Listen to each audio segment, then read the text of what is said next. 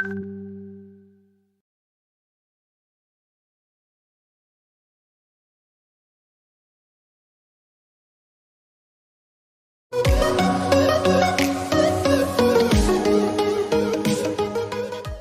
இயேசு கிறிஸ்துவின் நாமத்தினாலே மீண்டும் இந்த ஆன்லைன் வழியாக உங்களை சந்திப்பதில் மிகுந்த சந்தோஷம்.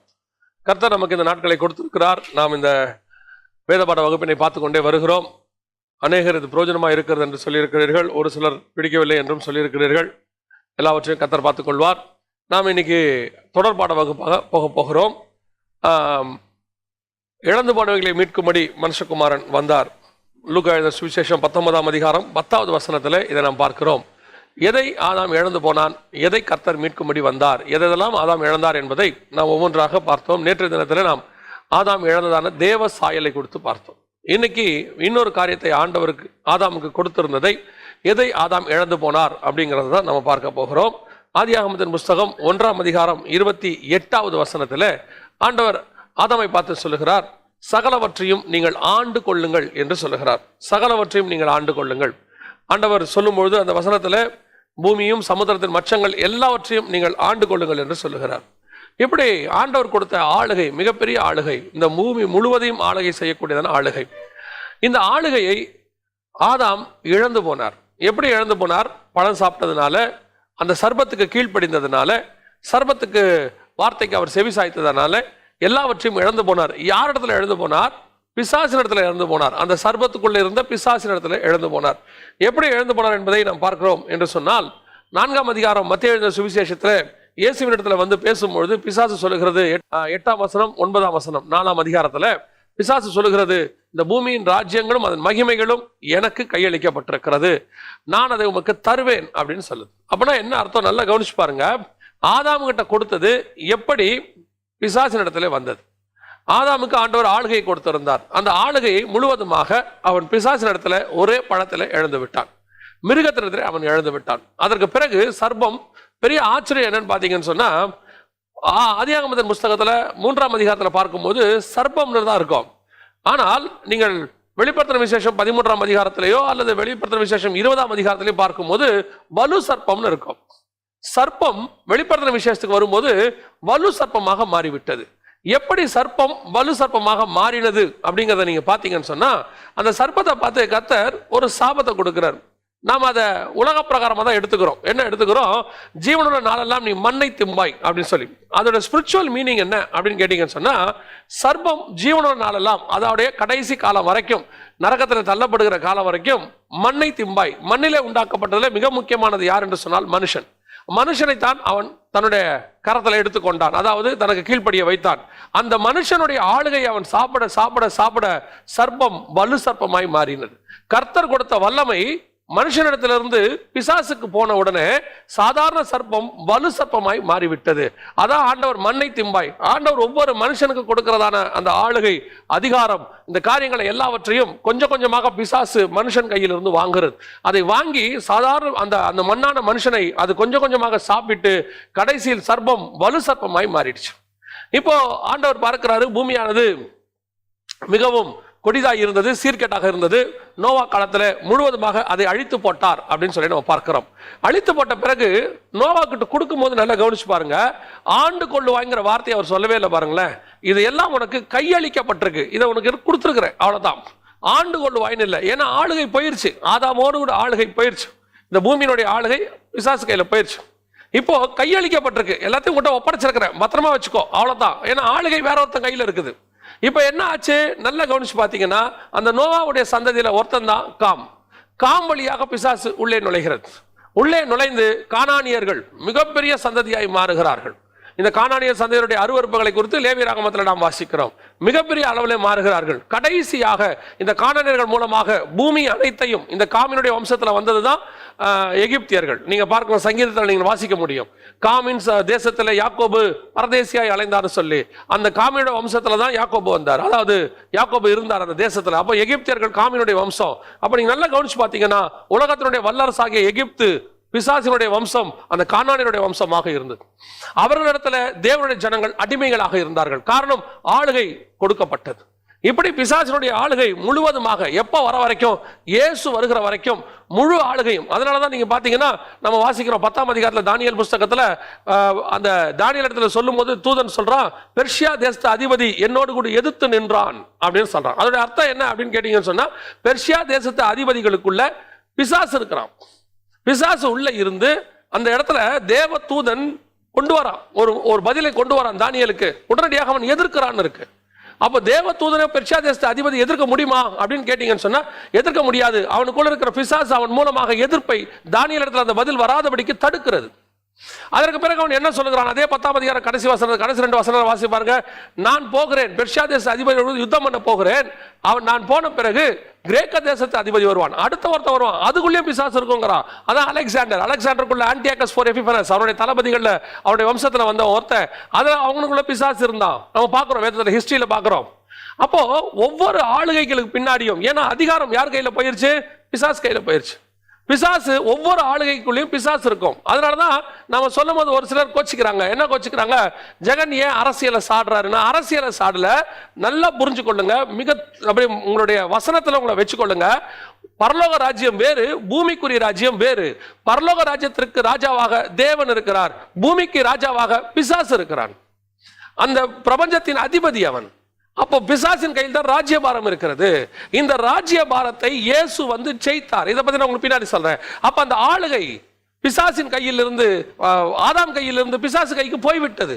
அவன் கொஞ்சம் கொஞ்சமாக ஒவ்வொரு ராஜாக்களுக்குள்ளேயும் தன்னுடைய ஆளுகையை செலுத்துகிறான். நேபுகாத்நேச்சார், அவனுக்கு வெளிப்பாடு கிடைக்குது, தானியேல் மூலமா வெளிப்பாடு கிடைக்குது. ஆனா அவனுக்குள்ள இருக்கிற பிசாசு என்ன செய்யுது, 2ஆம் அதிகாரத்துல வெளிப்பாடு கிடைக்குது. உடனே சொல்றான், பரலோகத்தின் தேவனை அல்லாமல் வேறு தேவன் இல்லை. 3ஆம் அதிகாரத்துல ஒரு பெரிய சிலையை செஞ்சு எல்லாரும் வணங்கணும்னு சொல்றான். திருப்பி 4ஆம் அதிகாரத்துல வெளிப்பாடு கிடைக்குது. அவன் சொல்றான், எனக்கு வந்து சொப்பனத்தை ஆண்டவர் காட்டினாருன்னு சொல்லி. இப்படி ராஜாக்களுக்குள்ள இருக்கிற பிசாசு சீக்கிரத்துல அவர்களை மனம் திரும்ப விடாது. அப்ப இந்த ஆளுகை மனுஷன் கையிலிருந்து பிசாசு கைக்கு மொத்தமாக போய்விட்டது. இதை மீட்கும்படி இழந்து போனதை தேடவும் அதை ரட்சிக்கவும் மனுஷகுமாரன் வந்தார். இந்த ஆளுகையை அவர் மீண்டும் பெற்றுக்கொள்ள வேண்டும். வெளிப்படுத்தின விசேஷம் 1ஆம் அதிகாரம் 5வது வசனம் சொல்லுகிறது, உண்மை உள்ள சாட்சியும் மரித்தோரிலிருந்து முதற் பிறந்தவரும் பூமியின் ராஜாக்களுக்கு அதிபதியுமாகிய இயேசு கிறிஸ்து. இப்ப பூமியின் ராஜாக்களுக்கு அதிபதி யாரு, இயேசு கிறிஸ்து. முன்னாடி ராஜாக்களை தள்ளி ராஜாக்களை உருவாக்குறவர், தானியேல் 2லயே இருக்கு, ராஜாக்களை தள்ளி ராஜாக்களை உருவாக்குறவர் நம்முடைய ஆண்டவர் தான். ஆனா இப்போ அந்த ராஜாக்களுக்கு அதிபதியாக அவர் மாறிவிட்டார். இப்ப என்ன ஆயிடுச்சு, பூமியின் எல்லா ராஜ்யபாரங்களும் அதுக்கு மேலான ராஜாவாக இயேசு கிறிஸ்து உட்கார்ந்து இருக்கிறார். இந்த ஆளுகை 4ஆம் அதிகாரம் மத்தியில் அவன் சொல்றான், உலகத்தின் ராஜ்யங்களும் அதன் மகிமைகளும் எனக்கு கொடுக்கப்பட்டிருக்கு. ஆனா வெளிப்படுத்தல் 1 சொல்லுது, பூமியின் ராஜாக்களுக்கு அதிபதி இயேசு கிறிஸ்து. அப்ப அந்த மத்தியிலிருந்து வெளிப்படுத்தின விசேஷத்துக்குள்ள அந்த ஆளுகையை இயேசு பார்ட்டாக ஜெயித்து கொண்டே வந்தார். கொஞ்சம் கொஞ்சமா அப்படியே ஒரு round, second round, third round ஜெயிச்சு வந்தாரு. அப்படி ஒவ்வொன்றாக ஜெயித்து கொண்டு வந்தார். இப்ப அந்த ஆளுகையை தான் நம் கையிலே கொடுத்திருக்கிறார். அவர் சொல்றாரு, பிதா எனக்கு கொடுத்தவைகளில் ஒன்றையும் நான் மறைத்து வைக்கவில்லை, எல்லாவற்றையும் நான் உங்களுக்கு தந்து விட்டேன். அப்போ அவரோட சேர்த்து அவருடைய ஆளுகை நம்ம கையில வந்துருச்சு. அதனாலதான் அவர் சொல்றாரு, நீங்கள் போய் பிசாசுகளை துரத்துவீர்கள் என் நாமத்தினால. ஏன், நான் ராஜாவாயிட்டேன், என்னுடைய நாமத்துல போங்க. அந்த யோசேப்பு பார்வோனுடைய முத்திரை மோதத்தோட போகும்போது சகல ஜனங்களும் அவனுக்கு முன்னாடி வணங்கணும். ஏன், அந்த மோதிரத்துக்கு அப்படி ஒரு பவர் இருக்கு. அதே மாதிரி நம்ம மேல ஒரு முத்திரை இருக்குது, பரிசுத்த ஆவியாகிய முத்திரை பேசுற 4:30 சொல்லுது. இயேசு கிறிஸ்து அந்த முத்திரையை நமக்கு கொடுத்ததுனால இந்த வானமண்டலத்தின் பொல்லாத சேனைகள் இருந்து எல்லாம் நமக்கு முன்னாடி அடங்கி தான் போகணும். ஏன்னா கொடுத்திருக்கிறார், அந்த அதிகாரத்தை கொடுத்திருக்கிறாரு. இந்த அதிகாரத்தை இயேசு எப்படி ஜெயித்தார், நாம இப்ப அந்த அதிகாரத்தை யூஸ் பண்றோமா, அதான் ரொம்ப முக்கியம். இயேசு எப்படி அந்த அதிகாரத்தை ஜெயித்தார்? ஃபர்ஸ்ட் ரவுண்ட் 4ஆம் அதிகாரத்தில் நடக்குது மத்தேயுல. இப்ப இயேசு கிட்ட வரான் பிசாசு. ஆதாமுக்கு 3ஆம் அதிகாரம் ஆதியாகமத்துல என்ன சோதனையோ அதே சோதனை தான் இயேசுக்கும், எந்த மாற்றமும் இல்லை. ஆனா கொஞ்சம் ஒரே விஷயம் தான், வேற டைமென்ஷன். ஆதாம பார்த்து சொல்றான், இந்த பழத்தை புசி. இயேசுவை பார்த்து சொல்றான், கல்லுகளை அப்பமாக்கி புசியும். 2 பேரையும் சாப்பிட சொல்றான். இங்க சாப்பிட்ட அவரு ஆதாம் சாப்பிட்டார், 1ஆம் ஆதாம் சாப்பிட்டாரு, 2ஆம் ஆதாம் சாப்பிட மாட்டேன்னாரு. அவர் கீழ்படியில சாப்பிட மாட்டேன்னாரு. இப்போ இயேசுக்கு பசி இருக்குது, அந்த பசியை யூஸ் பண்ணி தான் சொல்றான் சாப்பிடும்னு, சாப்பிட மாட்டேன்னாரு. 1ஆம் ஆதாம் கிட்ட சொல்றான் பிசாசு, என்ன சொல்றான், இதை புசிக்கும் நாளே நீ சாகவே சாவதில்லை அப்படிங்கிறான். இப்ப இயேசு கிட்ட சொல்றாரு, மேலிருந்து கீழே குதியும், நீ சாக மாட்டீரு, தூதர்கள் வந்து உங்களை காப்பாத்திடுவாங்கன்னு சொல்றான். 3வது, நீ இதை புசிக்கும் நாள்ல உன் கண்கள் திறக்கப்பட்டு நீ தேவர்களை போல எல்லாருக்கும் மேல இப்ப இருக்கிற மனுஷன் நீ தேவர்களை போல இருப்பேன். இப்ப இயேசுவை பார்த்து சொல்றான், நீங்க மட்டும் என்ன தாழ விழுந்து பணிஞ்சுக்கிட்டீங்கன்னா எல்லாத்தையும் நான் உங்களுக்கு தந்துடுறேன், இந்த உலகத்தின் ராஜ்யம் உங்களுக்கு கிடைக்கும். ஆசை வார்த்தை காட்டுறது. ஆதாமு காட்டின ஆசை வார்த்தை தேவர்களை போல இருப்பேன். இயேசு காட்டின ஆசை வார்த்தை உலகத்தை உங்களுக்கு தரேன். ஏன்னா இயேசு உலகத்தை ஜெயிக்கும்படி வந்திருக்கிறார். அவனுக்கு தெரியுது அவர் எதுக்கு வந்தாலும் அதை ஷார்ட்கட்ல கொடுக்க பார்க்கறான். தேவன் உங்களுக்கு ஒரு காரியத்தை கொடுப்பேன் என்று சொன்னபோது ஆண்டவரே அதை உங்களுக்கு தருவார். அதை ஷார்ட்கட்ல வாங்கக்கூடாது. அந்த ஷார்ட்கட்ல கொடுக்கறது கண்டிப்பாக பிசாசு தான். தேவன் கிடையவே கிடையாது. தேவன் ஷார்ட்கட்ல போகவே மாட்டார். கர்த்தர் உங்களுக்கு நேரடியாக கொடுப்பார். ஒரு உலக ஆசீர்வாதமோ ஆவிக்குரிய ஆசீர்வாதமோ எதை ஒன்று கர்த்தர் உங்களுக்கு தரேன் என்று சொல்லி இருந்தாலும் கூட அதை தேவன் நேரடியாக தருவார். ஷார்ட்கட் கிடையாது. நிறைய பேர் இந்த ஷார்ட்கட்டுக்கு போவாங்க. ஷார்ட்கட்ல போய்தான் ஆண்டவர் சொல்லியிருக்கிறாருன்ட்டு இவங்களே யூஸ் பண்ணுவாங்க. நான் தான் எப்போ ஒரு உதாரணம் சொல்வேன். நான் சொல்றது ஒரு உதாரணம். உடனே எல்லாரும் உங்க பிரசங்கத்துல உலக பிரகாரமான காரியங்கள் பேசுறீங்களே, நான் உதாரணத்துக்கு தான் சொல்றேன். தேவன் உங்களுக்கு ஒரு வாக்கு பண்ணியிருக்கிறார், ஒன்று தரேன்னு சொல்லியிருக்காரு, ஒரு வீடு தரேன்னு சொல்லியிருக்காரு வச்சுங்க. ஒரு உதாரணத்துக்கு நான் உங்களுக்கு சொல்றேன். அதை தரேன்னு சொன்ன ஆண்டவர் அவரே தருவார். அவரே தருவார். தேவன் தரான்னு சொன்ன நீங்க என்ன பண்ணக்கூடாது, நேராக போய் HDFC பேங்க்ல கடனுக்கு நிற்க கூடாது. போய் அங்க போயிட்டு இனிஷியல் பேமெண்ட் எவ்வளவு, EMI எவ்வளவு, மாசம் மாசம் எவ்வளவு கட்டணும் எல்லாம் நீங்க கேட்டுக்கிட்டு இருப்பீங்க. ஏன் உங்களுக்கு கேட்டு பாருங்க. ஏன் இப்போ நீங்க திடீர்னு இப்படி கடை வாங்குறீங்க, இத்தனை லட்சம் ஏன் கடை வாங்குறீங்க? இல்ல கர்த்தர் வீடு கொடுப்பேன்னு சொன்னார். கர்த்தர் தானே கொடுப்பேன்னாரு. கர்த்தர் கொடுப்பேன் என்றதை கர்த்தரே தருவார். நாம போய் கடை வாங்க வேண்டிய அவசியம் இருக்காது. ஏன்னா அவர் கொடுக்குற ஆசீர்வாதத்துல வேதனை இருக்காது. நீங்க அந்த கடனை வாங்கிடுவீங்க. அதுக்கப்புறம் 60 மாசம் 80 மாசம் அந்த 72 மாசம் அந்த EMI கட்டி முடிக்கிறதுக்குள்ள அந்த வீட்டு மேல இருக்கிற ஆசையே உங்களுக்கு போயிடும். ஏன்னா அந்த அளவுக்கு அது பாடா மாறிடும். தேவன் கொடுக்கிறேன்னு ஒரு வாக்குத்தத்தம் சொன்னால் கண்டிப்பாய் கர்த்தர் தருவார். இப்ப இயேசுக்கு நீ உம்முடைய சத்துருக்களை பாதபடியாக்கி போடும் வரைக்கும் என்னுடைய வலது வாரத்தில் உட்காரும், என்னை கேளும் அப்பொழுது ஜாதிகள் நான் உமக்கு சுதந்திரமாய் தருவேன். இதெல்லாம் இயேசுக்கு வாக்குத்தத்தம் பிதா கொடுத்தது. அந்த வாக்குத்தத்தத்தை இயேசு எப்படி சுதந்திரிக்கணுங்கிற மெத்தடையும் பிதா சொல்லி வச்சிருக்கிறார். அந்த மெத்தடை தான் இப்ப யூஸ் பண்ணிக்கிட்டு இருக்கிறார் இயேசு. இவன் என்ன சொல்றான், எதுக்குயா இவ்வளவு கஷ்டப்படுறீரு, கஷ்டப்பட்டு சிலுவை சுமந்து அடிக்கப்பட்டு மிதிக்கப்பட்டு எதுக்கு இவ்வளவு கஷ்டப்படுறீரு, ஒன்னும் கவலைப்பட வேண்டாம், ஒரு தடவை என்னை தாழ விழுந்து பணிந்து கொள்ளும், அத்தனை நான் உனக்கு தந்துடுறேன், நீ ராஜாவா இருந்துக்கும். இன்னைக்கு நிறைய பிரசங்கங்களும் அப்படிதான் இருக்கு. நிறைய பிரசங்கம் அப்படிதான் இருக்கு. அதாவது இயேசு ஒரு ஆசீர்வாதத்தை பெற்றுக்கொள்வதற்கு ஒரு முறை வச்சிருக்கிறார். இவங்க என்ன சொல்றாங்க, முறையே கிடையாது, எந்த விதமான காரியமும் கிடையாது.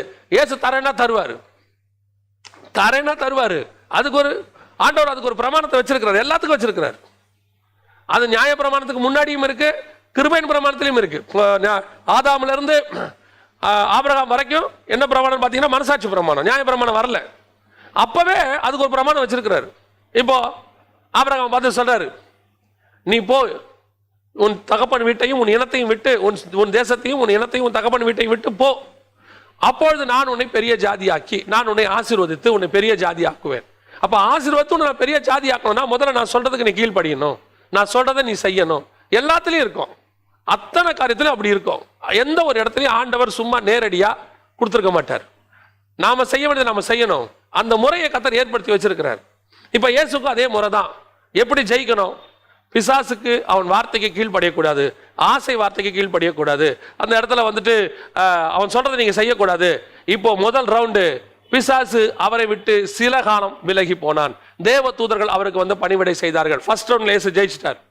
ஆதாம் எந்த ரவுண்ட்ல தோத்தாரோ அந்த ரவுண்டை இயேசு ஜெயிச்சார். இப்போ ஆளுகை அவன் இழந்தான், ஆளுகையினுடைய ஃபர்ஸ்ட் பார்ட் இயேசு கையில வந்துருச்சு. இப்ப இயேசு ஆளுகை செய்ய தொடங்குகிறார். இது ஆளுகை செய்ய தொடங்கினவன தான் 8ஆம் அதிகாரத்துல இவர் ஒரு கிராமத்துக்குள்ள போறார். ஏன்னா இவர் போற இடத்துல போனீங்கன்னா இனி இவர் அந்த பிசாசை ஃபர்ஸ்ட் ரவுண்ட் ஜெயிச்சிட்டாரு. இப்ப வந்து நின்னு பேசி நான் உனக்கு தரேன்னு சொன்ன பிசாசு 8ஆம் அதிகாரத்துல இயேசு ஒரு கிராமத்துக்குள்ள போகும்போது ஓடி வந்து கேட்குது, தேவனுடைய குமாரனே எங்களை வேதனைப்படுத்துவா வந்தீர், காலத்திற்கு முன்பதாகவா எங்களை வேதனைப்படுத்த வந்தீர். ஏன் இப்ப பயப்படுது? ஏன்னா அவங்க தலைவர் அவர் ஜெயிச்சிட்டாரு. இப்ப அவர் தான் தலைவர், ஆளுகை அவர் கையில வந்துருச்சு. எப்போ ஆதாம் பழத்தை சாப்பிட்டானோ ஆளுகை பிசாசு கையில போச்சோ, தேவனை பார்த்த பயம் யாருக்கு வந்துச்சு? ஆதாமுக்கு வந்துச்சு. இப்ப எப்போ பிசாசு ஆண்டவர் முதல் ரவுண்ட்ல ஜெயிச்சாரோ தேவனை பத்தின பயம் பிசாசுக்கு வந்துருச்சு. யார் ஆளுகை செய்கிறாங்களோ அவங்கள பார்த்து கீழே இருக்கிறவங்களுக்கு பயம் இருக்கணும். அப்ப அந்த ஆளுகை உங்க கையிலும் என் கையிலும் கர்த்தர் கொடுத்திருக்கிறாருன்னா நம்மளை குறிச்ச பயம் இந்த பிசாசுகளுக்கு இருக்கணும். இன்னைக்கு பிசாசை பார்த்து யார் பயப்படுறது? பிசாசை குறிச்ச பயம் நமக்கு இருக்குதா? நம்மளை குறித்த பயம் பிசாசுக்கு இருக்குதா? இன்னைக்கு நிறைய பேர் பாருங்க, நான் இப்படி சொல்றது நீங்க தப்பா எடுத்துக்காதீங்க, நல்ல ஜபத்திலும் உபவாசத்திலும் எப்பவும் தரிச்சிருக்கணும். நல்லா அதை இங்கிருந்து ஆரம்பிக்கிறேன். நல்ல ஜபத்திலும் உபவாசத்திலும் எப்பவும் தரிச்சிருந்தீங்கன்னா நீங்க எப்ப வேணாலும் பிசாசை விரட்டலாம். You must be alert. ஆனா சிலரை கூப்பிட்டு பாருங்க, இப்போ ஒரு பிசாசு விரட்டணும், இங்க ஒருத்தர் பொசஸ்ட், கொஞ்சம் வாங்க நான் ஜோம் பண்ணிட்டு வரேன், நாளைக்கு காலைல வரேன். ஏன்? அவர் ப்ரிப்பேர் இல்லை. இப்போ அவருக்கு பயமா இருக்கு. போய் நின்னா பிசாசு இவரை விரட்டுது. இவரை பத்தி பிசாசு பேசிக்கிட்டு இருக்குது. அந்த பயம் இப்ப இவருக்கு இருக்கு. நிறைய பேர் பிசாசு விரட்ட போடுறதே கிடையாது. என்ன காரணம் நினைக்கிறீங்க? பயம். இன்னைக்கு பிசாசை பத்தின பயம். பிசாசு தோற்கடிக்கப்பட்டவன். நல்லா தெரிஞ்சுக்கொள்ளணும். அவன் மேலுள்ள ஆளுகையை கர்த்தர் நம் கையில கொடுத்திருக்கிறார். ஃபர்ஸ்ட் அந்த அந்த அந்த என்கிட்ட அத்தாரிட்டி இருக்குங்கிறதான முதல் எண்ணம் உங்களுக்கு வரணும். நான் ஜெயிச்ச இயேசுவினுடைய பிள்ளை, எங்க அப்பா ராஜா அப்படிங்கிற எண்ணம் வரணும். அப்ப என்ன, எங்க அப்பா ராஜாங்கிற எண்ணம் வந்தோம். நம்மால என்ன செய்யறாங்க? அத்தாரிட்டியை மறந்துடுறாங்க, வெளியே ராஜா மாதிரி ஆயிடுறாங்க. ஏன் கேட்டு பாருங்க. நான் பெரிய ராஜாவுடைய பையன். என்ன பண்ணுவீங்க? நான் பெரிய ஆடம்பர கார்ல கிராண்டா போய் எல்லாரும் மதிக்க, அண்ணன் வரார், பாஸ்டர் வரார், இப்படி சொல்லணும். பட்டம் பதவி. ஏன்? ராஜாவுடைய பிள்ளை. இல்ல இல்ல இல்ல, அந்த ராஜாவே நிர்வாணமா தான் தொங்கினாரு. ஜெயிச்ச ராஜாவே நிர்வாணமா தான் தொங்கினாரு. உங்களை நிர்வாணமா தொங்க சொல்லல, தாழ்மை. ஆனா இங்க இயேசு சொல்ற அதிகாரம் எது? உனக்கு உள்ள அதிகாரம் இருக்கணும். உள்ளுக்குள்ள அந்த அதிகாரம் இருக்கணும். அந்த அத்தாரிட்டி உள்ள இருக்கணும். உங்களை கண்டுதான் பிசாசு பயப்படணும். இருட்டை பார்த்து நீங்க ஏன் பயப்படுறீங்க? இருட்டு தான் உங்களை பார்த்து பயப்படணும். பிசாசு ஓடி வந்து கேட்கணும், எங்களை வேதனைப்படுத்துவா வந்தீர். பவுல் போறாரு, பவுலுக்கு வந்து பிசாசு ஓடுது. பேதுரு போறாரு, பிசாசை பார்த்து பிசாசு பேதுரை பார்த்தோன்னு ஓடுது. ஏன்? அத்தாரிட்டி. அதுதான் ஆளுகை. இன்னைக்கு சொல்லணும், என் ஆண்டவர் எனக்கு ஆளுகை கொடுத்திருக்கிறார். அதை விரட்டுகிற அதிகாரம் என் கையில் இருக்கிறது. அதுக்கு மேலான அதிகாரத்தை கர்த்தர் என் கையில் கொடுத்திருக்கிறார். அப்ப நான் யாரு? உலகத்தை ஜெயிச்ச தகப்பனுடைய பிள்ளை. அந்த ஆளுகை எனக்கு உண்டு. ஒரு முதல்வர் இருக்கிறாரு, ஒரு பிரதமர் இருக்கிறாரு, இல்ல அமெரிக்க ஜனாதிபதி இருக்கிறாரு. அவர் வந்து அந்த தேசத்தை ஆள்றாருன்னா, அவர் பையன் அவர் கூட இருக்கிறாரு, அவரும் வராருன்னா, அவர் பையனுக்கு அவர் கூட போகும்போது அவருக்கு கிடைக்கிற மரியாதை கிடைக்கும். ஏன்னா ஒரு சில மரியாதை கிடைக்காது. மற்றபடி அவர் சாப்பிட்ற சாப்பாடு கிடைக்கும், அவர் போற வாகனத்தில் போக முடியும், அவர் கூட பக்கத்தில் உட்கார்ந்து கொள்ள முடியும். அவருக்கு வந்து எப்படி இருக்கீங்கன்னு கேட்கறவன் இவரையும் கேட்பான், எப்படி இருக்கீங்கன்னு. உங்க மேலேயும் ஒரு பயம் இருக்கும். ஐயோ, முதல்வருடைய பையன் இவரை பகச்சுக்கிட்டோம்னா என்ன ஆகும்? பிரதமருடைய பையன் இவரை பகச்சுட்டா என்ன ஆகும்? அப்படிங்கிற ஒரு பயம் உங்க மேல இருக்கும். அதான் சொல்றேன், பூமியின் ராஜாக்களுக்கு அதிபதியாகிய இயேசு கிறிஸ்துவினுடைய ரத்தத்தால் மீட்கப்பட்ட பிள்ளைகளாகிய உங்களுக்கும் எனக்கும் எவ்வளவு அதிகாரத்தை கர்த்தர் கையில் கொடுத்திருக்கிறார். இன்னைக்கு அந்த அதிகாரத்தை உணர்ந்துக்கணும். இந்த ஆளுகை வராததற்கு முன்னமே, இந்த ஆளுகை இயேசு உலகத்தை ஜெயிக்கிறதுக்கு முன்னமே அந்த ஆளுகைய எப்படிப்பட்டது என்பதை எலியா செய்து காட்டுவார். அந்த ஆளுகை எப்படிப்பட்டதுங்கிறதை எலியா செய்து காட்டுவார். காரணம், எலியா மெல்கிசேதேக்கின் முறைமைக்கு ஒரு அடையாளமாக இருக்கிறவர். அதாவது இயேசு கிறிஸ்துவின் ஊழியத்தினுடைய அதனுடைய வம்சத்துக்கு அவர் ஒரு அடையாளமா பழைய ஏற்பாட்டில் இருப்பார். அப்ப அந்த எலியாவுடைய ஆளுகையை பாருங்க. எனக்கு ரொம்ப பிடிச்ச ஒரு வசனம். எலியா பார்த்து ஆண்டவர் சொல்வாரு, நீ போய் உன்னை ஆகாபுக்கு காண்பி அப்படிம்பார். எலியா என்ன பண்ணுவார் தெரியுமா? கர்த்தர் அந்த வார்த்தையை சொல்வார், நீ போய் உன்னை ஆகாபுக்கு காண்பி அப்படிம்பார். எலியா என்ன செஞ்சுவார்னா, நேர போய் ஆகாபுடைய அந்த ஓபதியா கிட்ட போய் சொல்வார், போய் எலியா வந்திருக்கிறேன் என்று சொல், ஆகாப வர சொல்லும்பார். தேவன் சொன்னதுக்கும் எலியா சொன்னதுக்கும் வித்தியாசத்தை பாருங்க. தேவன் சொல்றாரு, உன்னை போய் ராஜா கிட்ட காண்பி. இவன் சொல்றான், அந்த ராஜாவுடைய ஊழியக்காரனை பார்த்து, நான் வந்திருக்கேன்னு போய் சொல்லு, அவனை வர சொல்லுங்க. அவனும் ஆகாபும் ரதத்தை எடுத்துக்கொண்டு எலியாவை பார்க்க வந்தான். இதுதான் அத்தாரிட்டி. இதுதான் அத்தாரிட்டி. கர்த்தர் உன்னை அபிஷேகித்திருப்பாரானால், கர்த்தருடைய அதிகாரம் ஆளுகை உன் கையில் இருக்குமானால், நீ உலகத்தை கண்டு பயப்படக்கூடாது, உலகம் நம்மை கண்டு பயப்படணும். நாம எதை கண்டு பயப்பட வேண்டிய அவசியம் இல்லை. கர்த்தர் உங்களை ஒரு ஸ்தானத்தில் வச்சிருக்கிறாரா, அந்த ஸ்தானத்துக்கான பெருமை வரக்கூடாது. நான் யார் தெரியுமா, அந்த பெருமை வரக்கூடாது. இயேசு முடிவு பரிந்தும் தன்னை தாழ்த்தினார். உலகத்தையே ஜெயித்த இயேசு முடிவு பரிந்தும் தன்னை தாழ்த்தினார். பெருமை வரக்கூடாது. அதே நேரத்தில் அந்த அத்தாரிட்டி எனக்கு தெரியணும். பிலாத்து கிட்ட சொல்வார் இயேசு, உன்னை விடுதலையாக்கவும் உண்மை சிலுவையில் அறிவும் எனக்கு அதிகாரம் உண்டு தெரியுமா?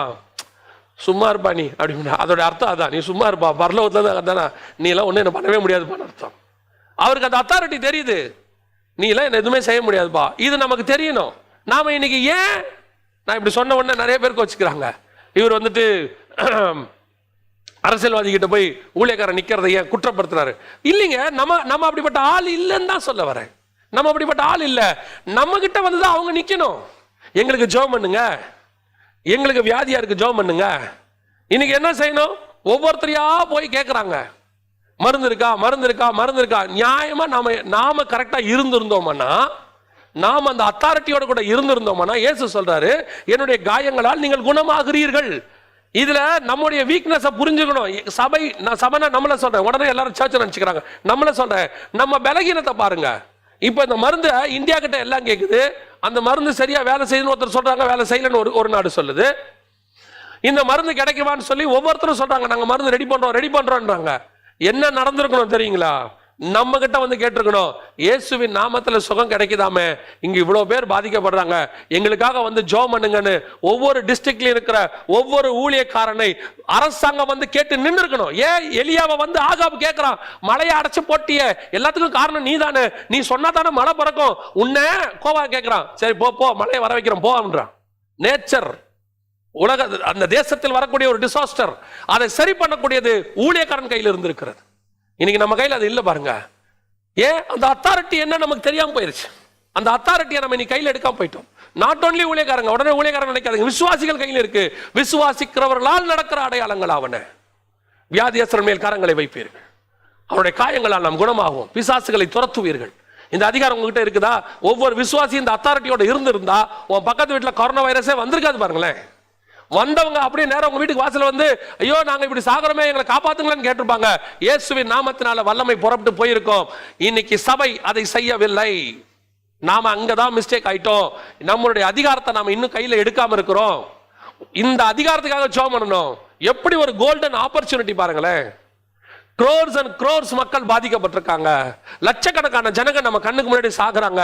இப்போ கூட நம்ம ஆண்டவரை பார்த்து மனமிறங்கும் சொல்றோமே, ஒரு இடத்துல ஆண்டவரை நீர் கொடுத்த இந்த அதிகாரத்தை நாங்க பயன்படுத்துறோம் உங்களுடைய நாமத்தினால. அதுதான் மோசே சொல்றாரு. ஆண்டவர் சொல்றாரு இந்த ஜனங்களை கொன்று போடுவேன்னு.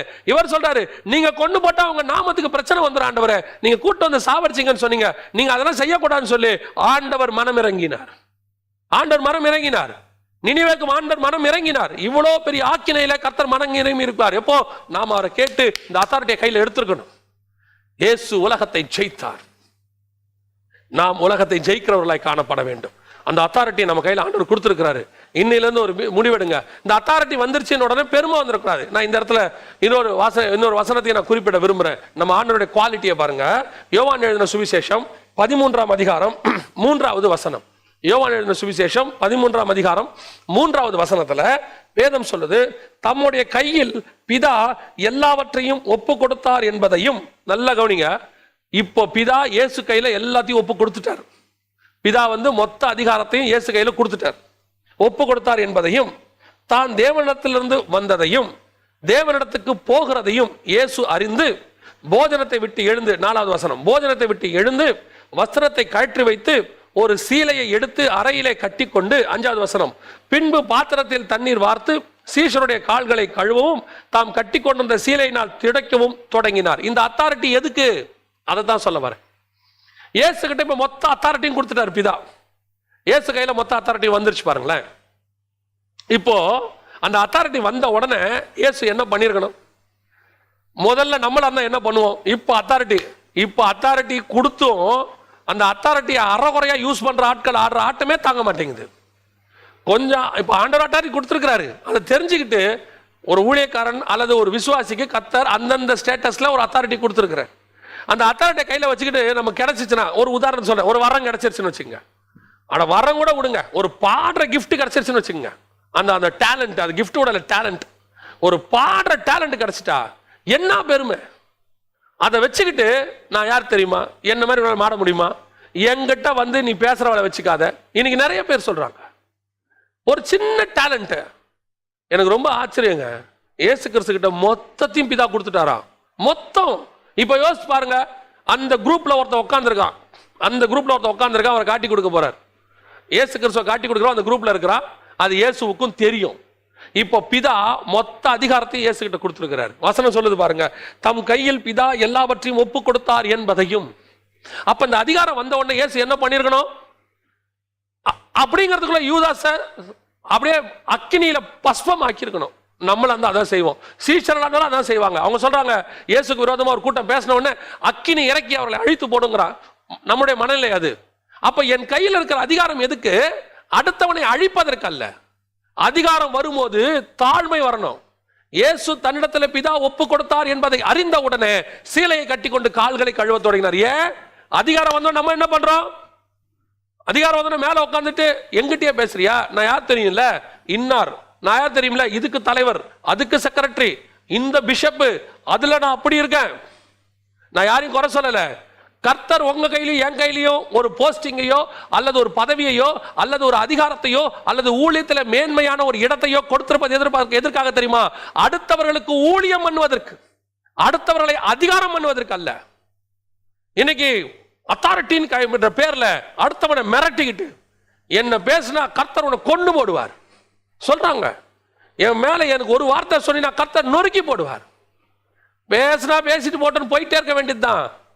பேசுறவர்கள் உயர்ந்ததே கிடையாதுங்க. நம்ம வேலை அது இல்லவே இல்லை. நம்ம வேலை தேவனுக்கு சேவை செய்வது, நம்ம வேலை இல்லாதவர்களுக்கு போய் சேவை செய்வது. தாழ்மை வரணும். ஏசுங்க காட்டுறாரு பாருங்க.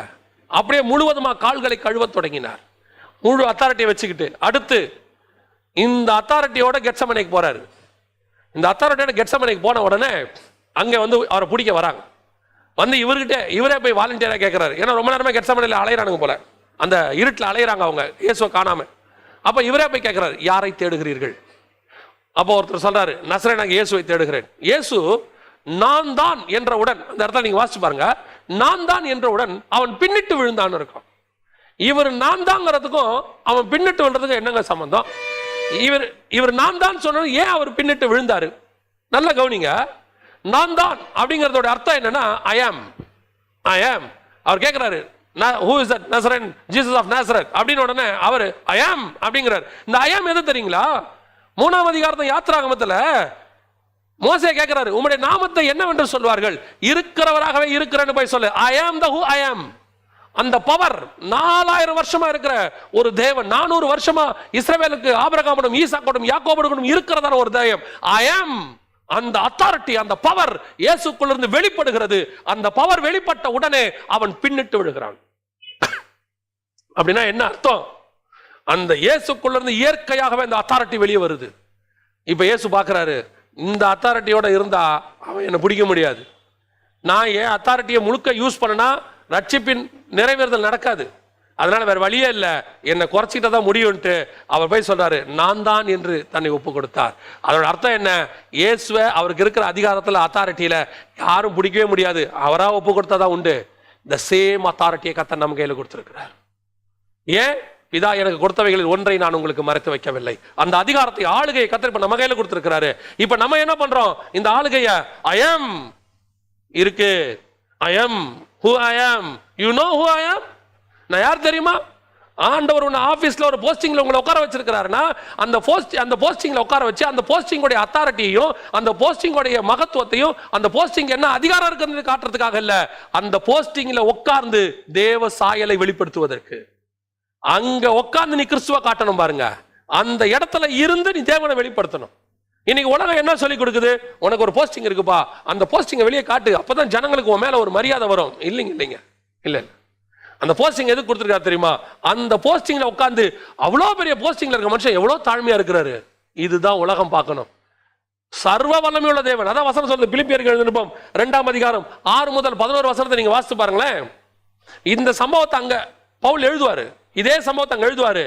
அவர் பிதா தனக்கு, அவர் தேவனுக்கு சமமாய் இருப்பதையும் தேவனுடைய சற்சொருவமாய் இருந்தும் தான் தேவனுக்கு சமமாய் இருப்பதையும் கொள்ளையாடின பொருளாய் எண்ணாதபடிக்கு முடிவு பரியந்தம் அடிமையின் ரூபம் எடுத்து முடிவு பரியந்தம் சிலுவையின், அதாவது சிலுவையின் முடிவு பரியந்தம் தன்னை தாழ்த்தினார். காடுக்கு ஈக்குவல் ஆயிட்டாராமா இயேசு. தேவனுடைய தற்சொருவமாய் இருந்தும் தான் தேவனுக்கு சமமாய் இருப்பதை கொள்ளையாடின பொருளாய் எண்ணாதபடிக்கு. இயேசு கிறிஸ்துவோட வார்த்தையை கவனிச்சு பாருங்க. பிதா வந்து எல்லாத்தையும் ஒப்பு கொடுத்து எனக்கு ஈக்குவல் பா நீன்னு சொல்லிட்டாராம். எனக்கு நீ ஈக்குவல் பா. அந்த சொன்ன உடனே இயேசு அதை கொள்ளையாடின பொருளா எண்ணாதபடி கிடைச்சிருச்சு போஸ்டிங். கிடைக்காத போஸ்டிங்க்கு அதை பெறுவேன் என்று சொன்னதுதான் பிசாசு. அந்த வானத்துக்கு ஏறுவேன், ஆராதனை கூட்டத்துக்கு தலைவனாவேன், அவருக்கு சமமாவேங்கிறது பிசாசு. அந்த போஸ்டிங்கை கையில கொடுத்த போதும் இயேசு கொள்ளையாடின பொருளா எண்ணாமல் சிறை சீலையை கட்டிக்கிட்டு அடிமையின் ரூபம் எடுத்து சீலை இடுப்புல கட்டுறது, இடுப்புல கட்டிக்கிட்டு, நம்ம ஊர்ல பாத்தீங்கன்னா இன்னும் துண்டை இடுப்புல கட்டுவாங்க, இடுப்பில் கட்டி கொண்டு அடிமையின் ரூபம் எடுத்து தன்னை தாழ்த்தினார். என்னது? கால்களை கழுவ தொடங்கினார். இதுக்கு தான் ஆளுகையை கர்த்தர் கையில கொடுத்திருக்கிறார். எதுக்கு ஆளுகை? நம்மை தாழ்த்துவதற்கு ஆளுகை. ஆளுகை வரும்போது பிசாசு கிட்ட தான் ஆளுகையை செலுத்தணும், சத்ரு கிட்ட தான் ஆளுகையை செலுத்தணும். மனுஷங்கிட்ட ஆளுகையை காட்டக்கூடாது. மனுஷங்கிட்ட போயிட்டு அவனே இடது கைக்கும் வலது கைக்கும் வித்தியாசம் தெரியாத மனுஷன், பாவம், தேவனை அறியாதவங்க, ஏதோ தேவனை அறியாததுனால அவங்க மூர்க்கத்தில் இருக்கிறாங்க. அவங்க கிட்ட போய் என்ன செய்யக்கூடாது? நம்ம ஆளுகையை காட்டி உன்னை நொறுக்கி போடுவேன், கொன்னு போடுவேன், அப்படி போடுவேன், இல்ல இல்ல. விசுவாசி கிட்ட போய் நம்முடைய ஆளுகையை காட்டக்கூடாது. விசுவாசிகள் அவிசுவாசி கிட்ட போய் ஆளுகையை காட்டக்கூடாது. பிசாசு கிட்ட காட்டணும். பிசாசு கிட்ட காட்ட முடியல பாருங்க. இன்னைக்கு அவன் ஓடி போவானுக்கு, அவனை எதிர்த்து நில்லுங்கள், அவன் ஓடி போவான் இருக்கு. பாவத்துக்கு விலகி ஓடுங்கள் இருக்கு. நம்ம ஆப்போசிட்டா செஞ்சுக்கிட்டு இருக்கிறோம். பிசாசுக்கு பயந்துகிட்டு இருக்கிறோம், ஆனா பாவத்துக்கு எதிர்த்து நின்றுகிட்டு இருக்கிறோம். தெரியுமா உங்களுக்கு? இன்னைக்கு நம்ம செய்யறது என்ன தெரியுமா? ஆண்டவர் சொல்றாரு பிசாசுக்கு எதிர்த்து நில்லுங்கள், ஆனா பாவம் வரும்போது விலகி ஓடுங்கிறார். நாம என்ன செஞ்சுட்டு இருக்கோம் தெரியுமா? பிசாசுக்கு விலகி ஓடிக்கிட்டு இருக்கிறோம். அங்க போனா பிசாசு, இங்க போனா பிசாசு, காத்து கருப்பு எல்லாம் இருக்கு, சிவப்பு பச்சை மஞ்சள் எல்லாத்துக்கும் பயப்படுவாங்க. ஆனா பாவத்தை வந்தா அந்த இடத்துல அந்த பாவம் என்னை ஒன்றும் செய்யாது. என்ன செய்யாது? எல்லாரும் உட்காந்து குடிப்பாங்க, நான் நடுவில் உட்காந்து கொக்கோ கோலா குடிச்சிட்டு இருப்பேன். அதுல ஒரு பெருமை, நிறைய பேருக்கு ஒரு பெருமை சொல்லுவாங்க. எல்லாரும் உட்காந்து ட்ரிங்க்ஸ் பண்ணிட்டு இருந்தாங்க, ஆனா நான் மட்டும் கொக்கோ கோலா குடிச்சேன். ஏன்? அந்த பாவம் என்னை ஒன்றும் செய்யாது. ஆண்டவர் சொல்றாரு விலகி ஓடு. ஏன்? நீங்க அப்படி உட்கார்ந்து இருக்கும் போது தூரத்துல இருந்து பாக்குறவங்களுக்கு என்ன தெரியும்? அங்கே ஒரு 10 துன்மார்க்கரும் ஒரு பரிசுத்தவானும் உட்கார்ந்து கொக்கோ கோலா குடிச்சுக்கிட்டு இருக்காருன்னு தெரியும். அங்கே இருளில் இருக்கிற அந்த 10 துன்மார்க்க நடுவில் ஒரு வெளிச்சம் தோன்றுகிறதே, அப்படியா சொல்ல போறான்? 11 துன்மார்க்க உட்கார்ந்து இருக்கான் தான் சொல்ல போறான். அதுக்குதான் சொன்னாரு விலகி ஓடு. நம்ம என்ன பண்ணுவோம்? அதுக்கு எதிர்த்து நின்றுகிட்டு இருப்போம். ஒரு அசுத்தமான ஒரு படம் ஓடுதுன்னா அது என்னை ஒன்றும் செய்யாது, அந்த இச்சை என்னை ஒன்றும் செய்யாது, அங்க உட்கார்ந்து இருக்கும். நம்ம நீங்க பாத்துக்கிட்டு இருக்கும்போது அவன் என்ன நினைப்பான்? அவர் அதை ஜெயிச்சுக்கிட்டு இருக்காரு நினைப்பான். அந்த அசுத்தமான படத்தை அவர் உத்து பார்த்துக்கிட்டு இருக்கிறாரு, அவர் ஜெயித்து கொண்டிருக்கிறார், அவர் கண்களில் இருந்து அக்கினி புறப்பட்டு சுட்டெரித்து கொண்டிருக்கிறார் சொல்ல போறான். அது பாருங்க ஒன்னு உட்காந்து எப்படி பார்த்துக்கிட்டு இருக்கு, அதான் சொல்ல போறான். ஆண்டவர் சொல்றார் விலகி ஓடு பாவத்துக்கு. எதை எடுத்து நிக்கணும்? பிசாசை எடுத்து நிக்கணும். அதுக்கு தான் ஆளுகை. இன்னைக்கு நம்ம மாத்தி பண்ணிட்டு இருக்கிறோம். ரெண்டாவது ஆளுகை எதுக்கு? நம்முடைய ஆளுகை அடுத்தவருடைய வாழ்விற்காக. இயேசு கிறிஸ்துவோட பிதா எல்லாத்தையும் இப்ப பாருங்களேன், முந்தின நாள் நைட்டு தாங்க பிதா எல்லாத்தையும் கொடுக்குறாரு. முந்தின நாள் நைட்டு எல்லாத்தையும் கொடுக்குறாரு. எல்லா ஆளுகையும் கையில கொடுத்த பிறகு இவர் சிலுவையில் போய் அடிக்கணும். இந்த ஆளுகை எதுக்கு கொடுக்கிறார் தெரியுமா? இப்ப இவர் ஆளுகை செய்யறதுக்காக கொடுக்கல, இந்த ஆளுகை கொடுக்கறது ஒரு டெஸ்ட். இப்ப ஆளுகை கையில கொடுத்தாச்சு, யூதாஸ் காட்டி கொடுக்க போறான். என்ன பண்ண போற யூதாச? பரலோகம் கேட்கும் இயேசுவை. யூதாச பார்த்த உடனே கோபமா, துன்மார்க்கனே உன்னை ஒழித்து கட்டுகிறேன் பார், இல்ல நீ செய்வதை துரிதமாய் செய். அடுத்து சிலுவையில் ஒருத்தன் அறையிறான், இதுல ஆசாரியன் வீட்டில் ஒருத்தன் அறையிறான், துப்புறான், ஒருத்தன் தாடியை பிடிச்சி இழுக்கிறான், எல்லாம் நடக்குது. 1 குறைஞ்ச 40 அடிக்கிறாங்க, எல்லாம் நடக்குது. இப்ப மொத்த பவரும் கையில இருக்கு, மொத்த பவரும் கையில இருக்கு. கையில வச்சுட்டு இப்போ பரலோகம் பார்க்கும், இந்த பவர் உங்க கையில இருக்கு, நீ கேட்டா ஒரு லேகியோனுக்கு அதிகமான இறங்குவாங்க, அத்தனை பேரும் நொறுக்கி போடுவாங்க. இப்ப நீங்க நினைச்சீங்கன்னா ஊனீங்கன்னா எல்லாம் பஸ்வமாயிரும். என்ன பண்ண போறீங்க? இல்ல, இந்த ஆளுகை எனக்கு கொடுக்கப்பட்டது அவர்களை அழிப்பதற்காக அல்ல, இது எனக்கு டெஸ்ட். இந்த பதவி, இந்த ஆளுகை எனக்கு கொடுக்கப்பட்ட டெஸ்ட். ஏன்? இந்த பவரோடு கூட நான் எவ்வளவு தாழ்மையா இருக்கிறனோ அது ரட்சிப்புக்கு வழிவகுக்கும், அநேகருக்கு அது வழிவகுக்கும். இதுதான் ஃபைனல் டெஸ்ட். இப்போ சிலுவையில மேல ஏறியாச்சு. கடைசி கொஸ்டினை கேட்டான் பாருங்க ஒருத்தன் வந்து, நீ தேவனுடைய குமாரனை ஆனால். ஏன்னா இயேசு எதுக்கு தெரியுமா வந்தார் இந்த பூமிக்கு? தான் தேவனுடைய குமாரன் நிரூபிக்க தான் வந்தார். ஆரம்பத்துல இருந்து அவர் ஒரு கேள்விதான் கேட்பாரு, நீங்கள் என்னை யார் என்று சொல்லுகிறீர்கள்? நீங்கள் என்னை யார் என்று சொல்லுகிறீர்கள்? அவர் தேவனுடைய குமாரன், அதை ப்ரூஃப் பண்ண தான் வந்தாரு. இப்போ ஒருத்தன் கடைசி கொஸ்டின், தேவனுடைய குமாரனை ஆனால் இறங்கி வாரும். இப்ப அதுக்காவது அவர் ப்ரூஃப் பண்ணணும். ஆமா, I am the son of God. பாக்குறியா? இறங்கி வந்து ப்ரூஃப் பண்ணிட்டா? இல்ல இல்ல இல்ல. பதவி என்பது என்ன? உங்களுடைய பவரை ப்ரூஃப் பண்றதுக்கு இல்ல. பதவி என்பது ஆண்டவர் கொடுத்த அதிகாரம். எதற்கு? உங்களுடைய அதிகாரத்தை நீங்கள் காட்டி அவங்களுக்கு முன்பாக மேஜிக் பண்ணி உங்களுடைய பவரை காட்டுறதுன்றது மேஜிக் காட்டுற மாதிரி காட்டக்கூடாது. நீங்க அந்த இடத்துல வந்துட்டு பிராக்டிஸ் பண்ணி காட்டக்கூடாது. நிறைய பேர் பிராக்டிஸ் பண்ணி காட்டுறாங்க. நிறைய பேர் சபைகள்ல வந்துட்டு தண்ணியை திராட்சை ரசமா மாத்திரம் பாருங்க. எதுக்கு மாத்துறீங்க?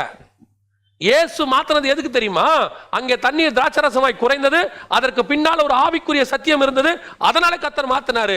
இயேசு பிராக்டிஸ் பண்ணி காட்டல. பாருங்க, எல்லாம் வாங்க எல்லாம் வாங்க, பாருங்க இப்ப தண்ணியை திராட்சரசமா மாத்துறேன், எனக்கு பவர் இருக்கு பாத்தீங்களா, எல்லாம் வாங்க எல்லாம் வாங்க, நான் தண்ணி மேல நடக்கிறேன் பாருங்க. ஏன்னா நீ மேஜிக் பண்ற தண்ணி மேல நடக்கிறான், தண்ணி மேல நடக்கிறேன் பாத்தீங்களா, எனக்கு அந்த இது இருக்கு, பவர் இருக்கு பாத்தீங்களா. மேஜிக் பண்றதுக்கு வரல. இன்னைக்கு சபைகள்ல மிராக்கிள்ஸ் மேஜிக் பண்ணப்படுகிறது. எதற்காக? எனக்கு அந்த பவர் இருக்கு, எனக்கு அந்த வரம் இருக்கிறது, அதனால அதை காட்டுவதற்கான ஒரு வழிவகையாகத்தான் அதை பயன்படுத்தி கொண்டிருக்கிறார்கள். கர்த்தர் உங்களுக்கு எனக்கு கொடுத்திருக்கிற அதிகாரம் என்பது பிராக்டிஸ் பண்ணுவதற்கு இல்ல, அடுத்தவருடைய வாழ்க்கைக்காக. அந்த அதிகாரத்தை வச்சு அடுத்தவங்களை வாழ வைக்கணும். அதுதான் கர்த்தருடைய பிளான். அதுக்கு தான் ஆண்டவர் அதை கொடுத்திருக்கிறார். இன்னைக்கு நம்ம என்ன செஞ்சுக்கிட்டு இருக்கிறோம்? பிராக்டிஸ் பண்ணிக்கிட்டு இருக்கிறோம். அதை வச்சுக்கிட்டு பிராக்டிஸ் பண்ண விரும்புறாங்க. ப்ராஃபஸி கர்த்தர் எது கொடுத்தாரு? அடுத்தவர் வாழ்க்கைக்காக, பக்தி விருத்திக்கு ஏதுவாக தான் தீர்க்க தரிசனம். பிராக்டிஸ் பண்றதுக்கு இல்ல. இன்னைக்கு ப்ராஃபஸினாலே பிராக்டிஸ். அதுல வேற ஒரு சிலர்லாம் சொல்றாங்க, செமினார் கூட்டு போகும்போது நல்லா சொல்லுங்க, வாய் திறந்து ப்ராஃபஸி சொல்லிக்கிட்டே இருங்க. ஃபர்ஸ்ட் 10 தப்பா இருக்கும், அப்புறம் 9 தப்பா இருக்கும், 2 கரெக்டா, 1 கரெக்டா இருக்கும், அப்புறம் 8 தப்பா இருக்கும், 2 கரெக்டா இருக்கும், அப்புறம் 7 தப்பா இருக்கும், 3 கரெக்டா இருக்கும், கடைசியா நீங்க சொல்றதெல்லாம் கரெக்ட் ஆயிரும். என்னது இது? இது என்னது? கிரிக்கெட்டா? 6 பால் ஆடுங்க, ஃபர்ஸ்ட் 6 பால்லையும் போல்ட் ஆயிருவீங்க, அப்புறம் 5 பால்ல போல்ட் ஆவீங்க, அப்புறம் 4 பால்ல போல்ட் ஆவீங்க. பிராக்டிஸ் ஆகுது. இதுல கேமா? இது வரம், கிஃப்ட். உன் மூலமாய் தேவன் பேசணும். இப்ப என்ன பண்ணிருப்பாரு? சாமுவேலு, ஏசாயா, இவங்க என்ன பண்ணிருப்பாங்க? எலியா, இவங்க என்ன பண்ணிருப்பாங்க? ஃபர்ஸ்ட் வனாந்தரத்துல பிராக்டிஸ் பண்ணி போய் தீர்க்க தரிசனம் வச்சிருப்பாங்க. எல்லாம் ஆளுக்கு இஷ்டத்துக்கு தீர்க்க தரிசனம் சொல்லி எல்லாம் தப்பாய் கடைசியா இப்ப நான் கரெக்டா சொல்ல ஆரம்பிச்சிட்டேன், இப்ப நீங்க என்ன பயன்படுத்துங்க. எலியாவே வா போலாம், பிராக்டிஸ் பண்ணி முடிச்சிட்டியா, இப்ப சொல்லி கரெக்டா இருக்க, நான் ஒரு தடவை செக் பண்ணிக்கிறேன். அதுவா? இன்னைக்கு நம்முடைய வரங்கள் பிராக்டிஸ் பண்ணப்படுகிறது. பிராக்டிஸ் பண்ணப்படுகிறது. Don't practice gifts in the church. உங்களுக்கு கொடுக்கப்பட்ட அதிகாரத்தை பிராக்டிஸ் பண்ணாதீங்க. அது பக்தி விருத்திக்கு ஏதுவாய் கொடுக்கப்பட்டது, அடுத்தவர் நலனுக்காக. இயேசு கிறிஸ்து எதுக்கு அதிகாரம் கொடுத்தாங்க தெரியுமா? தாழ்மைக்காக. கால்களை கழுவவும். தாழ்மை வரணும். ஆண்டவர் என்கிட்ட ஒன்று கொடுக்கும் போது அந்த தாழ்மை வந்துடணும். காலை கழுவுற இடத்துக்கு நீ வந்துடணும். அதுக்கு தான் ஆண்டவர் அந்த அதிகாரத்தை கொடுத்து பார்த்தார். நீங்க வந்திருக்குதா? மிக முக்கியமாக ஆளுகை இயேசுவின் கையில வந்துருச்சு. அந்த ஆளுகை நம்ம கையில வந்திருக்கு. முதலாவது ஆளுகை பிசாசை விரட்டுவதற்கு, இரண்டாவது ஆளுகை தாழ்மையோடு கூட இருப்பதற்கு, அடுத்தவர் நலனுக்காக. இப்ப கடைசியா ஆண்டவர் ஒரு ஆளுகையை இயேசு கையில் கொடுக்கிறார். இது என்ன ஆளுகை? வாசிங்க, கவனிங்க. மார்க் எழுதின சுவிசேஷம் 4ஆம் அதிகாரம் 39வது வசனத்துல, மார்க் 4:31 இயேசு காற்றையும் கடலையும் அடக்குகிறார். காற்றையும் கடலையும் அடக்குறார். இந்த காற்றையும் கடலையும் அடக்குறதுல நிறைய பேருக்கு ஒரு சின்ன சந்தேகம் இருக்கும். இந்த இயற்கை தேவன் படைச்சது தானே, இயற்கைக்கு நல்லா இவரை தேவன் தெரியுமே, மனுஷனுக்கு மட்டும்தானே தெரியாது, இயற்கை எல்லாத்துக்கும் இவர் தேவன் தெரியுமே, எப்படி இந்த இயற்கை தேவனுக்கு எதிராக எழும்பி வந்தது, இது எப்படி வந்துச்சு அப்படின்னு சொன்னா கவனிச்சுக்கொள்ளுங்க. வேதம் தெளிவா சொல்லுது, தம்முடைய ஊழியரை அக்னி ஜுவாலைகளாகவும் தூதர்களை காற்றுகளாகவும் அவர் பயன்படுத்துகிறார்னு சங்கீதத்தில் இருக்கு. இந்த தூதர்கள் யாருன்னு கேட்டீங்கன்னா காற்று. இப்போ 2 வகையான தூதர்கள் இருக்கிறாங்க. ஒன்று தேவனுக்கு கீழ்ப்படுகிற தூதர்கள், இன்னொன்று தேவனுக்கு எதிரான தூதர்கள். இப்போ இயேசு கிறிஸ்து அந்த கடல் மேல நடந்து வர்றார். நடந்து வரும்போது காற்று வீசுது. அந்த காற்று வீசின உடனே அவர் கடலையும் காற்றையும் பார்த்து இறையாதே அமைதலாயிரு என்றார். அதட்டினார். வசனம் சொல்லும், அதட்டினார். இமிடியேட்டா பாருங்க அவைகள் அடங்கியது. அப்ப இது யாரு? இந்த காத்து யாருன்னா நமக்கு எதிராக செயல்படக்கூடிய பிசாசினுடைய ஆவிகள். அது என்ன செய்யும்? இயற்கையை எழுப்பி விடும். அந்த இயற்கையை நமக்கு அகைன்ஸ்டா எழுப்பி அது கையில் இருக்கிற தன்னுடைய பவரை, இந்த இயற்கை பவர், இப்ப முதல்ல ஆண்டவர் நம்ம கையில பிசாசு மேல அத்தாரிட்டி கொடுத்திருக்கிறார். இப்ப பிசாசு, அதனாலதான் பிசாசோடைய நீங்க பாத்தீங்கன்னு சொன்னா 12ஆம் அதிகாரம் வெளிப்படுத்தின விசேஷத்துல அதன் வால் 1/3 நட்சத்திரத்தை இழுத்துது. ஏன்னு கேட்டா தலையை ஆண்டவர் நசுக்கிட்டார். இப்ப நம்ம கையில இருக்கிறது நசுக்கப்பட்ட, நமக்கு இருக்கிறது தலை நசுக்கப்பட்ட பிசாசு. சோ வால் தான் இருக்கு, வால் துடிச்சுக்கிட்டு இருக்குது. இந்த துடிக்கிற வாழை பார்த்தே பயப்படுறவங்க நிறைய பேர் இருக்கிறாங்க. ஏற்கனவே ஆண்டவர் தலையை நசுக்கிட்டார். இப்ப அதோட வால் மட்டும்தான் ஆடிக்கிட்டு இருக்கு. இப்ப அந்த வாழை வச்சுட்டு அது என்ன பண்ணுது? தம்முடைய தூதர்களை ஏவி நமக்கு எதிராக இயற்கையை திருப்போம். காற்று, இந்த எபேசியர் புஸ்தகம் 2ஆம் அதிகாரத்தில் நம்ம ஏற்கனவே ஃபைனல் கால்ல ஒன்றில் பார்த்துருக்கிறோம். 2ஆம் அதிகாரத்தில் இந்த வானம் ஆகாயத்து பிரபுவாகிய அப்படின்னு இருக்கும். ஆகாயத்து பிரபு அப்படின்னா என்ன அர்த்தம்னா விண்ட், அதாவது பிரின்ஸ் ஆஃப் விண்ட் அப்படின்னு இருக்கும் சில டிரான்ஸ்லேஷன்ல. இந்த காத்துக்கு ஒரு தூதன் இருக்கிறான், அவன் நமக்கு அகைன்ஸ்டா போராடுவானா. இப்போ அந்த காத்துடைய காலம் இது, இந்த காத்து தான் நமக்கு அகைன்ஸ்டா போராடுது. இந்த வைஃபை இது எல்லாமே இது நமக்கு அகைன்ஸ்டா இருக்கு. இது எல்லாமே கர்த்தர் நம்ம கையில் இதுக்கு மேல அதிகாரத்தை கொடுத்தாருங்கிறதுக்கு ஒரு ப்ரூஃப் இருக்கு. அதுக்கு தான் இப்போ நான் சொல்ல வரேன். இந்த கடைசி காலத்தில் நம்ம எல்லாருக்கும் ஒரு காரியம் இருக்கு. நமக்கு அகைன்ஸ்டா வேர்ல்டு கவர்மெண்ட் எதை வச்சு, RFID வச்சு, இந்த வைஃபை வச்சு, இந்த இன்டர்நெட்டை வச்சு எல்லாம் நம்மளை சர்வைல் பண்றாங்க. அப்படியே ஃபுல்லா சர்வைலன்ஸ், ஃபுல்லா நம்மளை கவர் பண்ணி பார்க்குறாங்க. ஆனால் ஒன்று மட்டும் தெரிஞ்சுக்கோங்க, இன்னைக்கும் அப்படி எதிராக எழும்புகிறதான இயற்கையை தன் கண்ட்ரோலில் கர்த்தர் வச்சிருக்கிறாருங்கிறது தான் இந்த 40 நாளாக நம்ம பார்த்துக்கிட்டு இருக்கிறோம். 28 நாளா இயற்கை முழுக்க கர்த்தருடைய கண்ட்ரோலில் இருக்கு. பாருங்களேன், எல்லாம் கர்த்தர். இது சாத்தியமான்னு மட்டும் யோசிங்க. இது சாத்தியமானு முழு உலகத்தையும் இப்போ நம்ம ஆக்சுவலாக எப்படி இருக்கும்னு கேட்டிங்கன்னா, ஒரு 150 வருஷத்துக்கு முன்னாடி 100 வருஷத்துக்கு முன்னாடி இருக்கிறதுல 50% இடத்துல நம்ம இருக்கிறோம். ஃப்ளைட் இல்லை, ஜனங்க ஒரு இடத்துல இன்னொரு இடத்துக்கு ரொம்ப தூரம் போக முடியாது, எல்லாம் அவங்கவுங்க டிஸ்ட்ரிக்ட்டுக்குள்ளே இருக்கிறாங்க. ஃப்ளைட்டு கிடையாது, குறிப்பிட்ட நேரத்துக்கு தான் வெளியே வர முடியும். இதெல்லாம் ஒரு 100 வருஷத்துக்கு முன்னாடி உள்ளது. என்ன இப்போ நமக்கு இந்த டிவி, கரண்ட்டு இதுதான் இருக்க ஒழிய மற்றபடி இந்த வைஃபை இதுதான் இருக்குது. மற்றபடி மொத்த கண்ட்ரோலும் கர்த்தர் கையில் தான் இருக்குது. அவர் நினச்சா இன்னைக்கும் பூமியை அமைதலாக மாற்றிடுவார். இறையாதே அமைதலாக என்ன பூமி அமைதலாக இருக்கும். இப்போ பாருங்க, வானம் அமைதியாக இருக்குது. அப்படியே ஒரு ஃப்ளைட்டு பறக்கல, எல்லா வானமும் அமைதியாக இருக்குது. இப்போ பாருங்க, சமுத்திரம் அப்படியே இருக்குது, ஒரு கப்பல் போல. இப்போ பாருங்க, ஆறு, நதி எல்லாம் அமைதியாக இருக்குது. இறையாதே அமைதல கர்த்தர் இன்னைக்கு இயற்கை கண்ட்ரோலில் வச்சிருக்கிறார். இந்த அதிகாரத்தை தான் நம்ம கையில் கொடுத்துருக்கிறார். அவர் சொல்றாரு, நீ விசுவாசத்தோடு மலையை பார்த்து பெயர்ந்து கடல்ல போன போகுமா. இன்னைக்கு அந்த அதிகாரத்தையும் கர்த்தர் நம்ம கையில் கொடுத்துருக்கிறார். நமக்கு எதிராக செயல்படக்கூடிய பிசாசினுடைய கிரியைகள் இயற்கையை பயன்படுத்தும். இந்த இயற்கை மேலையும் கர்த்தர் நமக்கு அதிகாரத்தை கொடுத்து வச்சிருக்கிறார். அதனாலதான் அதனாலதான் எலியா வானத்தை அடைச்சாராம், வெண்கலத்தை போல வானத்தை மாத்தினாராம். முடியுது, மழையை வராம பண்ணவும் மழையை பெய்விக்க பண்ணவும் அவங்கள்ட்ட அதிகாரம் இருக்கு. கடலை பிளக்கவும் திருப்பி கடலை சேர்க்கவும் அதிகாரம் இருக்கு. யோர்தானை பிளக்கவும் யோர்தானை சேர்க்கவும் அதிகாரம் இருக்கு. எதுக்கு சொல்றேன், கர்த்தர் ஆளுகையை செய்து கொண்டிருக்கார். பூமி முழுக்க கர்த்தருடைய கண்ட்ரோல்ல தான் இன்னைக்கும் இருக்கு. அந்த ஆளுகை நம்ம கையிலையும் இருக்கு. இந்த ஆளுகையை நாம் 2 விதத்துல யூஸ் பண்ணணும். ஒன்று, பிசாசுக்கு எதிராக அந்த அத்தாரிட்டியை யூஸ் பண்ணணும். இன்னொன்னு, மனுஷனுக்கு எதிராக தாழ்மைப்படணும்.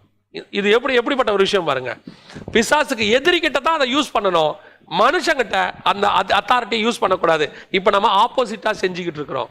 இப்ப ஆண்டவர் நினைச்சாருன்னா யோசிச்சு பாருங்க, தன்னுடைய அத்தாரிட்டியை மனுஷங்கிட்ட காட்ட ஆரம்பிச்சா மனுஷன் நம்ம இருக்க முடியுமா அந்த பூமியில? இருக்கவே முடியாது. இப்போ அந்த ஆளுகையை இயேசு நம்ம கையில கொடுத்துருக்காரு. எதுக்காக? இன்னைக்கு நிறைய பேர் தனக்கு கொடுக்கப்பட்ட ஆளுகையை மிஸ்யூஸ் பண்ணிக்கிட்டு இருக்கிறாங்க. இப்போ அந்த ஆளுகை முழுவதுமாக என் கையில் கொடுக்கப்பட்டிருக்கு. நான் என்ன செய்ய போகிறேன்? இயேசு அந்த ஆளுகை வந்தபோது முடிவு பரியந்தம் தன்னை தாழ்த்தினார்.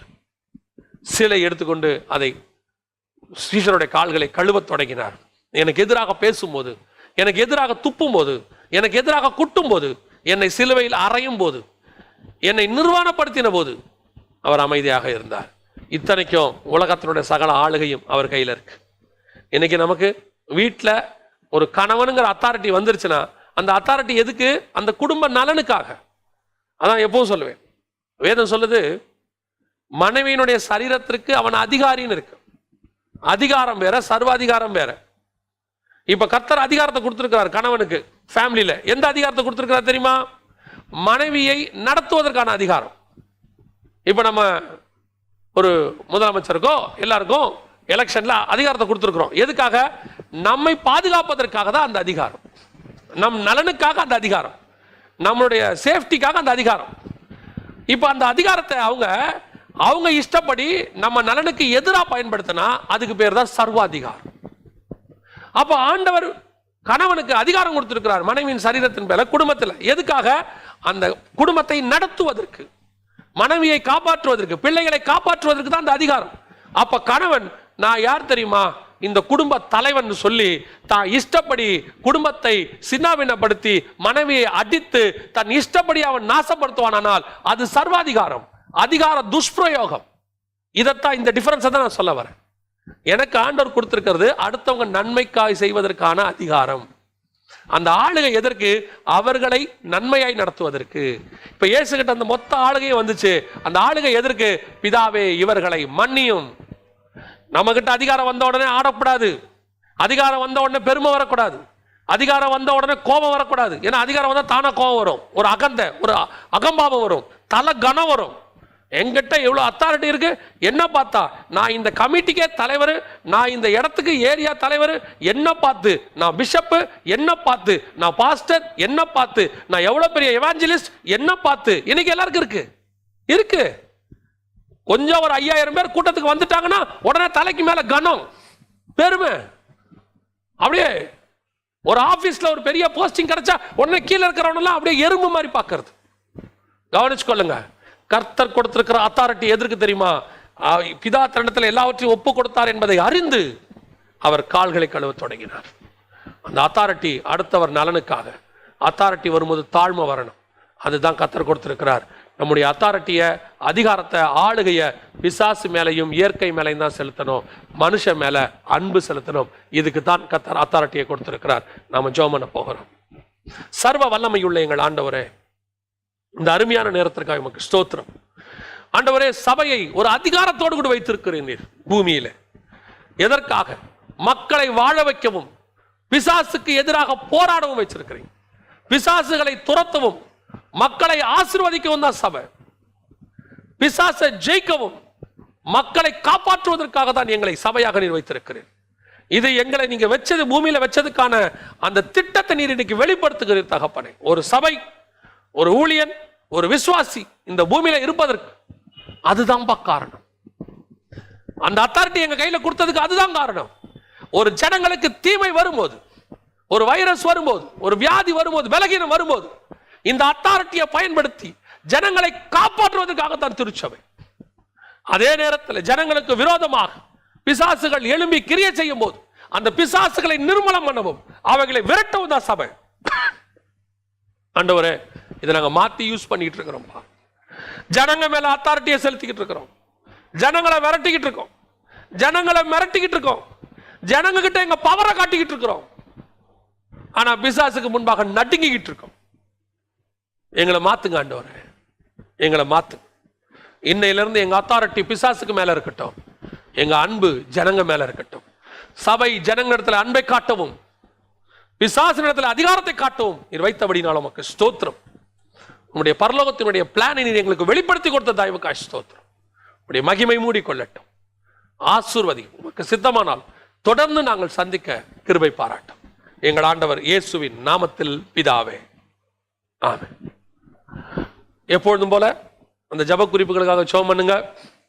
நேற்று அநேகர் அந்த ஜப குறிப்பை பற்றி அநேகர் அது காரியங்களை சொன்னாங்க.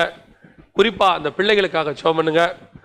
குடும்பத்தில் சின்ன பிள்ளைகள் அபியூஸ் பண்ணப்படுறாங்கன்றதை பற்றி சொல்லும்போது எனக்கு பிரியமான சகோதரன் ஒருத்தர் ஒரு காரியத்தை எனக்கு நேற்று அனுப்பினார்.